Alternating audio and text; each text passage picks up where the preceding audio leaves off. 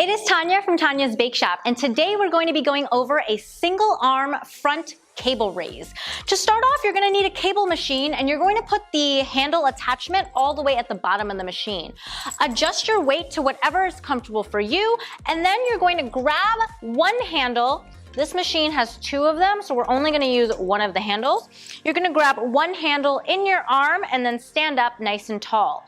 Pulling your shoulder blades back so that your chest is upright, shoulder blades are squeezed, core is tight, back is nice and straight. You're going to hold on to the handle, pull that handle all the way up, soft bend in your arm until your wrist is about parallel to your shoulders.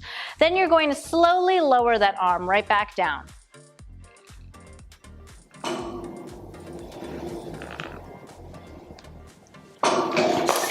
And that is a single arm cable front raise. Thank you guys so much for watching. Don't forget to comment, like, and subscribe if you'd like to see more videos from me. Thanks, guys!